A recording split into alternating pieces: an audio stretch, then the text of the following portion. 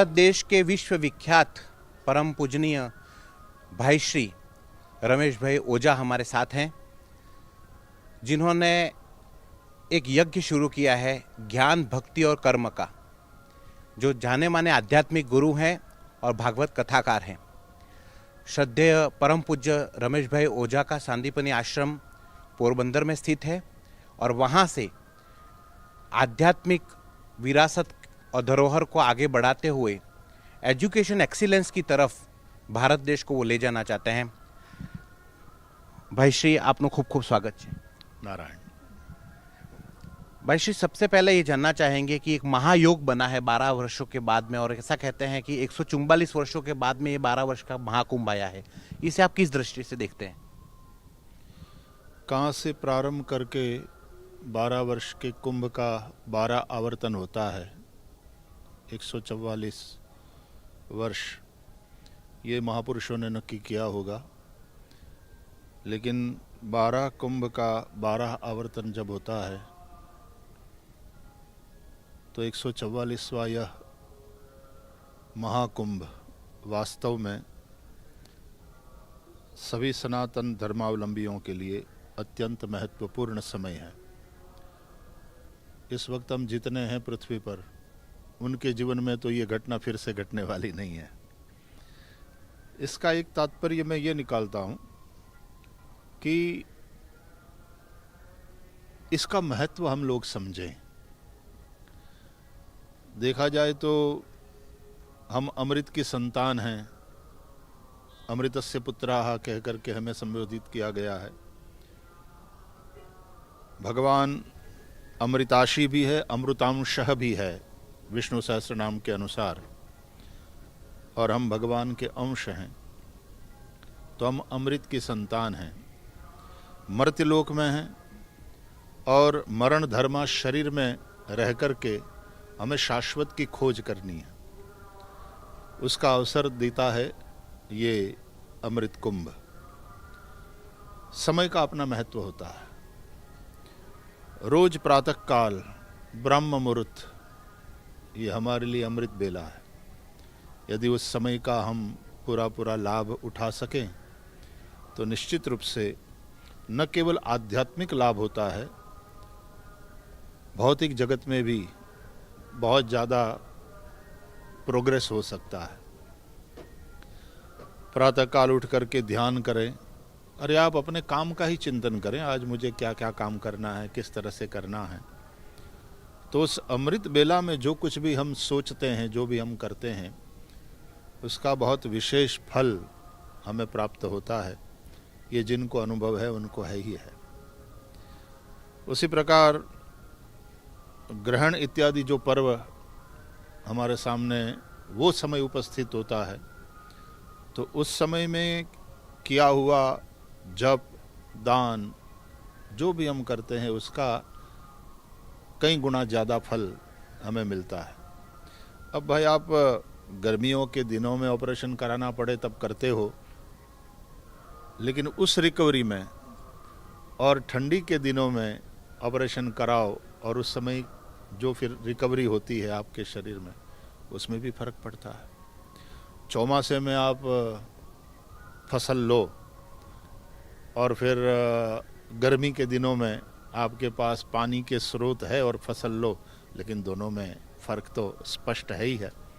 बस उसी प्रकार अमृत बेला का भी हमें समझना चाहिए। तो 144 वर्ष के बाद पुनः 12 वर्ष में आने वाले पूर्ण कुंभ के 12 आवर्तन पूरे हो रहे हैं। इसलिए ये महाकुंभ, तो इसकी विशेष महिमा है। इसको समझते हुए यहाँ आकर के न केवल गोता लगाना चाहिए। मैं कहता रहता हूँ यहाँ सत्संग में कि त्रिवेणी में गंगा और यमुना तो स्पष्ट रूप से दिखाई पड़ रही है, प्रकट है। तो भक्ति की गंगा और कर्म की यमुना वो तो प्रकट है, लेकिन ज्ञान की सरस्वती है किंतु अप्रगट है। अब इन दिनों में इतने शिविरों में इतने महापुरुषों के द्वारा जो धर्म चर्चा हो रही है, जो आध्यात्मिक चर्चा हो रही है, जो शास्त्र पर चिंतन दिया जा रहा है, वो प्रगट सरस्वती है। इसलिए स्नान करो, दान पुण्य करो, ये तो करो ही करो, लेकिन सत्संग अवश्यमेव करना चाहिए, तब ही त्रिवेणी में स्नान सार्थक होता है। बिल्कुल। भाई श्री, जो माहौल इस वक्त हम प्रयागराज में देख रहे हैं, सनातन धर्म की दृष्टि से ये कितना विशेष है, क्योंकि करोड़ों लोग यहाँ पे पहुँच रहे हैं। एक तरीके से फिर से सनातन जागृत हो गया है, ऐसे दृश्य दिख रहे हैं। समय समय पर इस प्रकार के आयोजन, इस प्रकार के अवसर, पर्व इत्यादि हमें नैमित्तिक कर्म करने की प्रेरणा देते। एक तो होता है नित्य कर्म जो आप रोज करते हो, लेकिन किसी इस प्रकार के निमित्त विशेष के चलते जो आप विशेष करते हैं, उससे सनातन के प्रति जो हमारी श्रद्धा है वो और बलवती होती है और मजबूत होती है। एक पौधा है, वो भूमि में अपने आप को जमाने की कोशिश करता है और वृक्ष बनने का प्रयास करता है। जमीन के द्वारा उसको पोषण मिलता है, सूरज की धूप, आसपास का वातावरण, पवन इत्यादि सबसे वो पोषण प्राप्त करता है। लेकिन समय समय पर पौधे को पानी देना जरूरी है। ये हमारी श्रद्धा रूपी पौधे को पानी देने वाला अवसर है, तो इससे सनातन और मजबूत होता है। सनातन तो मजबूत है ही है, उसका नाम ही सनातन है, न वो नूतन है न वो पुरातन है, ये सनातन है, इटरनल है। लेकिन हमारी सनातन में जो श्रद्धा है वो और इससे मजबूत होती है और बलवती होती है। जिस तरीके से लोग यहाँ पर आ रहे हैं और सनातन धर्म की चर्चा कर रहे हैं, और जिस तरीके से यहाँ पे कथाएं चल रही है, जो आयोजन यहाँ पे कर रहे हैं, हर तरीके के अखाड़े यहाँ पर मौजूद हैं, इन सब चीज़ों को देखते हुए विश्व फलक पर एक मैसेज जा रहा है भारत का। और अभी ऐसा सुनने को आ रहा है कि लगभग 71 देशों के प्रतिनिधि कल यहाँ पे स्नान भी करने वाले हैं, तो विश्व फलक पे इसका क्या मैसेज जाता है? कुंभ में पधारे हुए साधु संत सन्यासी जब भिक्षा लेने के लिए बैठते हैं तो 2 श्लोक प्रार्थना में जरूर गाते हैं। मां अन्नपूर्णा से भिक्षा प्राप्त करते हैं, भोले बाबा पिता है, अन्नपूर्णा माता है। कहते हैं अन्नपूर्णे सदापूर्णे शंकर प्राण वल्लभे ज्ञान वैराग्य सिद्ध्यर्थम भिक्षाम देहि च पार्वती। ज्ञान वैराग्य की सिद्धि के लिए हमें भिक्षा दो, इसलिए हम जिंदा रहना चाहते हैं। हमारे जिंदा रहने का, हमारे जीवन का कोई हेतु है, कोई मकसद है। तो मुख्य हेतु क्या है? बोले ज्ञान वैराग्य की सिद्धि। फिर आगे कहते हैं माता में पार्वती देवी, पिता देवो महेश्वरा। मेरी माता पार्वती है, भगवान शिव वो मेरे पिता है, बांधवा शिव भक्ताश्च, जितने शिव भक्त है वो सभी मेरे बांधव है, मेरा परिवार है, वसुधैव कुटुंबकम की भावना वाले लोग हम हैं। और फिर आगे कहते हैं स्वदेशो भुवनत्रयम, भले ही मैं इंडियन पासपोर्ट होल्डर हूँ और भारतीय होने का मुझे गौरव प्राप्त है, परंतु अध्यात्म के क्षेत्र में जो आता है वो त्रिभुवन का नागरिक है। स्वदेशो भुवनत्रयम। और इसलिए बाहर के देशों से यहाँ आने वाले लोग सनातन धर्म के इस उदार विचारधारा से परिचित होंगे, और हम इस भाव से हमारी आध्यात्मिक यात्रा करते हैं। हमारे ग्रंथ हमें त्रिभुवन का नागरिक बनाते हैं। तो ये जो प्रांतवाद, जातिवाद, अनेक प्रकार का भेद है, वो मिटाकर हम उस एक परमात्मा की संतान हैं, और उस एक परमेश्वर की संतान के नाते यह संपूर्ण विश्व एक बहुत बड़ा परिवार है। उदार चरितानाम तु वसुधैव कुटुंबकम।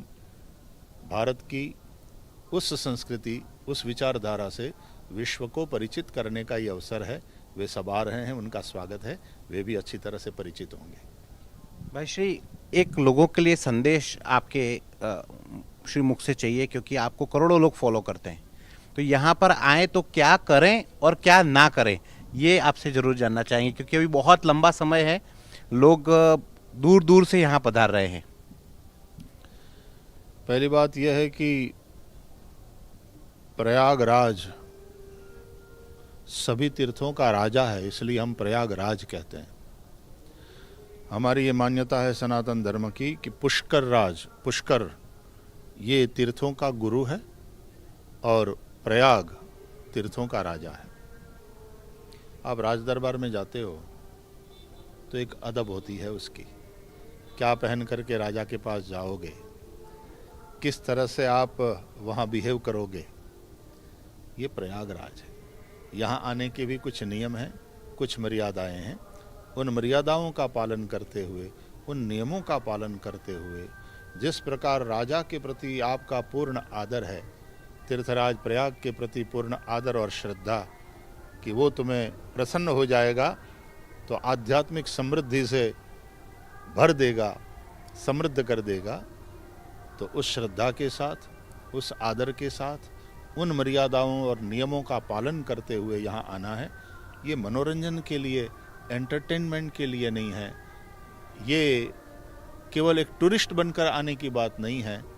हम यहाँ केवल यात्री बन कर के नहीं, हम साधक बन कर के आए, क्योंकि ये जो कल्पवास है वो साधकों के लिए है। यहाँ व्यापार की दृष्टि से नहीं, व्यापार एक इसका पक्ष है निश्चित रूप से, पर आने वाला हर व्यक्ति कुछ कमाने के लिए तो आए, लेकिन आध्यात्मिक लाभ कमाने के लिए आए। वैसे ये इस तीर्थराज प्रयागराज में जो कथा हो रही है महाकुंभ के समय आपकी, तो इस कथा का क्या विशेष महत्व आप समझते हैं? वही वाली बात कि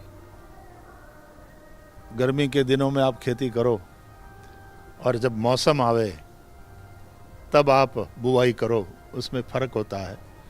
तो भारतवर्ष एक उर्वरा भूमि है, यहाँ के लोग स्वाभाविक रूप से ही बचपन से धर्म, श्रद्धा, ये संस्कार लेकर के पैदा होते हैं। घर का वातावरण वैसा है और वैसा होना चाहिए भारतीय का, घर का वातावरण, परिवार का वातावरण। और ऐसे में ये वाली अमृत बेला वो खेती करने का अवसर देती है जो अनुकूल मौसम में और हर वर्ष होती है, लेकिन ये पानी नहीं बरस रहा है, ये अमृत बरस रहा है।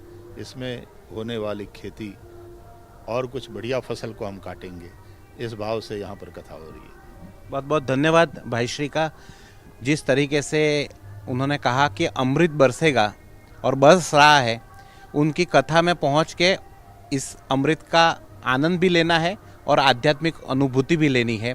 बहुत बहुत धन्यवाद भाई श्री, आपने हमसे बात की। इस तरह की और वीडियो देखने के लिए हमारे YouTube चैनल को सब्सक्राइब करें और बेल आइकन को दबाना ना भूलें। यदि आप हमारा वीडियो Facebook पर देख रहे हैं तो पेज को लाइक और फॉलो जरूर करें। हमारे अन्य सोशल मीडिया पेजेस से भी जुड़ें।